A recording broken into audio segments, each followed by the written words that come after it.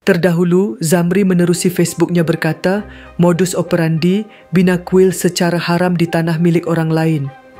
Bila minta pindah klaim kata dah beratus tahun atau sebelum merdeka tanpa bukti kukuh, melainkan hanya bermodalkan air liur sahaja. Bila nak roboh mainkan sentimen agama kononnya tersakiti, kononnya hak mereka dicabuli sedangkan mereka yang mengambil hak orang secara halus dan licik.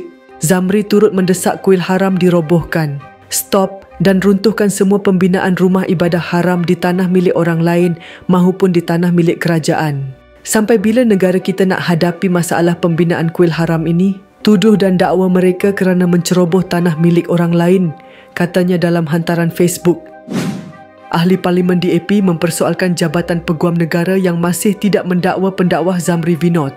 RSN Raya berkata AGC perlu memberi penjelasan selepas lebih 800 laporan polis dikemukakan terhadap Zamri. Mengapa Peguam Negara masih berdiam diri?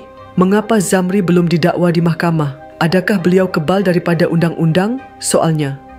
Beliau berkata demikian menerusi coretan di laman Facebook miliknya hari ini mempersoalkan tiada tindakan dari AGC. Dalam perkembangan lain, Raya turut mempersoalkan tindakan Zamri yang menyentuh isu pemindahan kuil di Kuala Lumpur. Katanya, Zamri cuba mengambil kesempatan dengan membuat hantaran berbaur provokasi di laman Facebooknya sekali lagi. Hantaran terbarunya, Zamri mendakwa kebanyakan kuil dibina secara haram di atas tanah yang bukan milik mereka dan memperlekeh dengan ungkapan ilek poringe.